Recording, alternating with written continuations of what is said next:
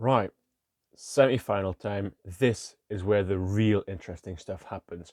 So we have two games, India versus Belgium, then we have Australia versus Germany in the afternoon tomorrow. And let's start with India versus Belgium. Belgium, of course, has been the favourite throughout the very beginning of this tournament. Much like Australia, have had a very, very solid group stages, but ended their group stages with a draw against a team that they should have probably beaten. But Belgium, if we look at their team, if we look at how they have performed, this is the game in the semi-finals against the team that I feel that they are most likely to lose against, except for Australia, of course. Simply because if we look at India, India hasn't been exceptional in any one aspect of the game. They haven't been exceptional offensively. They haven't been exceptional defensively. We saw that with their game in the quarterfinals against Great Britain, where in the first half they were absolutely dominant, putting high pressure on GB, winning the ball up very high on the pitch, creating opportunities very early on, very good opportunities, and then obviously scoring those two goals in the first half. And Belgium defensively has been shaky, to say the least. They have been shaky, they have been leaky. Um, yes, they won 3-1 against the Netherlands. Yes, they beat Germany as well. Yes, they beat Canada 9-1, but they conceded 4 against South Africa. They conceded 2 against GB at the European Championships. Their defense also wasn't the very greatest. But what they lack for in defense, which is weird to say about Belgium with guys like Van Doren and Van Asch in defense and the Slover, what they sometimes lack for in defense, they more than make up for in offensive firepower. And that's something that India usually is very, very good at calming down, making sure that the opponents don't get too much and don't get as much as they're used to. Now, yes, that one game against Australia where they lost 7-1 was absolutely terrible. And if any one team is capable of doing the same to India, it is Belgium. But can we disregard that game? Yes and no. If we look at the group stages, except for that game, it would have been 4 games played with 14 games scored and 14 goals scored. Sorry, and 6 goals conceded. So that would have been actually really good, except for the game against Australia. But thing is, that game did happen, and it shows India and the game against Great Britain as well, where Great Britain in the second half was much the better team, especially in the fourth quarter. It shows that if you take the game to India, much like if you take the game to Belgium, both teams will experience some difficulties defending, and both teams are really gettable. So it'll be interesting to see which team decides to do it more, which team is less afraid of conceding a goal in favor of scoring 1 or 2. And I think the team that does that, the team that dares to attack, the team that dares to take a few risks, not unnecessary risks, but a few risks in offense whilst making sure that you still have a few guys back, I think that team is more likely to win. Now, with India having played against Great Britain and having, I wouldn't say an easy game, but in the second half, you could clearly see that they took it a little light, they took it a little easier. They knew that the game was most likely already done, and so rested a little. That's going to be a huge factor as well, because Belgium has had injuries. Belgium has had players who I wouldn't say have performed badly, but who perhaps we expected a little more out of, and who will now not necessarily experience doubt, but who will want to prove themselves for an eventual final, who will want to rectify their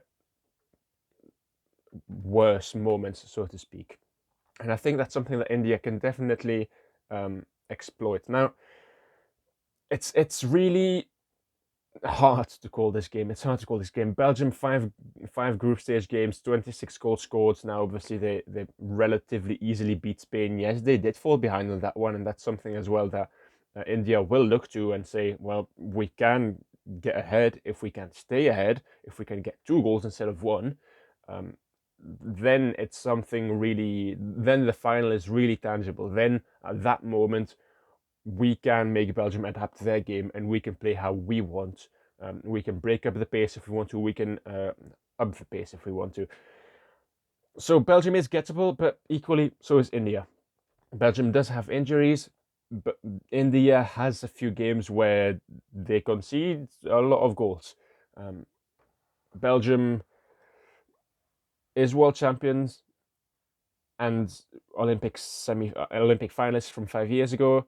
India is on the rise. They've got a very young and very talented squad. I would not bet against India for the next few years that they win a world championship or an Olympic medal. So I don't know. I am. You know what? I'm gonna say India because yes, I know Belgium favorites, but take away those PCs and scoring goals becomes a lot tougher for Belgium.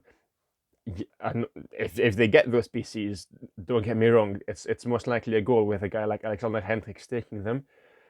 But if you can limit the amount of PCs that Belgium get, if you yourself can get a few, if you can counter, if you can tire them out, especially because of their injuries that they have had, you can win that game.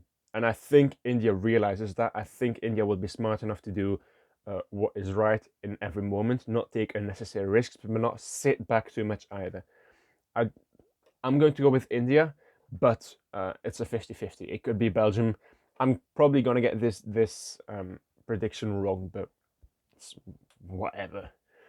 The other semi-final, Germany versus Australia. Now, this is also the game where I feel like if Australia is going to lose, except against Belgium, it's against Germany, which is strange to say because Germany lost against Belgium and India lost against Australia, and yet those two underdog teams, I don't want to call them underdogs because it's India and Germany, for God's sake.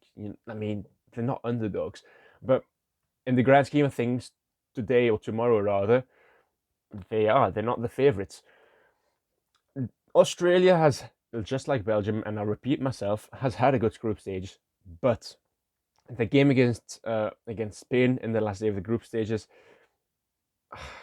not good enough. Just not good enough. The game against the Netherlands in the quarterfinals, yes, they did go through after shootouts, but there was some luck involved. Let's be honest here. There was some luck involved, and Australia does have an extremely talented squad.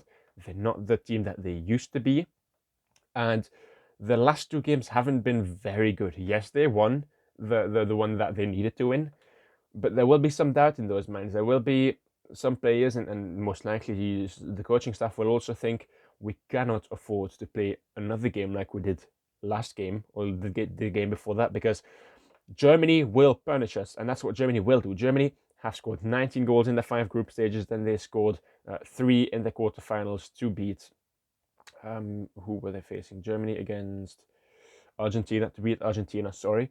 So it's a very good team, and defensively, yes, they conceded 10 in the group stages. That's 2 a game. They conceded 1 against Argentina. So if any team can score against Germany, it is definitely Australia.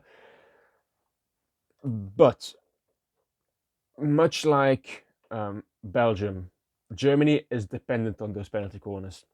Now, yes, they have an excellent squad. They have guys like Fuchs, like Roux, like Hersbruck, who exceptional talents. They can score from open play. They can create something out of nothing. But the penalty corners for Germany are still the cornerstone of how they score goals. Martin Heine, Lukas Windfeder, those 2 guys are the main guys for goals in the Germany squad. Not saying that the other guys are of less value, absolutely not. But if Australia, much like India, can make sure that their opponents don't get as many penalty corners as they would like to get, if they can create a compact block, especially down the middle in their half, it'll be a tough task for their opponents. Equally, Germany has seen Australia struggle against the Netherlands. They have seen that if you take the game to them, if you dare to counter, if you play a quick game, Australia plays very high up the pitch. That is something with high balls or long balls or with the quicker players for the counter attack that Germany does have. They can hurt Australia. They can get at them, and defensively, that is the weakness for Australia, their defense. They don't have Matt Swan there. They don't have some of those guys that in previous years would have been a cornerstone of the team. Now, obviously, guys like Eddie Ockenden are still amongst the best in the world, but the team is still relatively new, as in they haven't won together yet. And that is something that is hugely important. Germany hasn't won together yet either, but they did reach the finals of the European Championships. That counts for something. That really does count for something. And I don't think we can expect an upset here. Like I'm expecting an upset with India against Belgium, but it could happen. It could happen. You never know. And I'm certainly not a prophet. I cannot predict the future. Germany has struggled at times defensively as well. They have struggled at times with the game plan that they put out. They start off with the wrong game plan and then concede a goal early on. And then from there on out, if you do that against Australia, Australia is going to score more. The only thing, or the main thing against Germany is their roller coaster season so far. They play one great game, they play a bad game afterwards. Then another great game, bad game afterwards. They played an excellent game against Argentina. Is this the game where they can break that wheel, where they can break free from what they have done, which is play a good game, play a bad game? Because if they can, that means that they are likely to play a good game today. If they can't, it's a bad game today, and Australia has to win that game. Then there's no two ways about it. I'm going to go with Australia. I am going to go with Australia. I'm not going to give a score prediction because that would be absurd. Because, I mean, you cannot. It's Belgium and Australia playing in two different games, but equally India and Germany, you cannot predict the correct score. That would be absurd. I will do a review of both games tomorrow. I will do two videos actually. I will do one just for the first semi-final, and I'll do another just for the second semi-final, so that I have plenty of time to talk about each game individually, about what happened in each game, about how a team maybe threw away the game or how they lost. I don't know. We'll have to see. But I will do two videos tomorrow, and then the day after, I will do a preview for the final, and I'll try to do a game analysis. But with the footage right, I don't know if that's possible, but I'll try. Okay, so that's it for this video. If you've enjoyed this video, please consider subscribing to the channel and liking the video. I thank you very, very, very much for watching, and I'll talk to you later.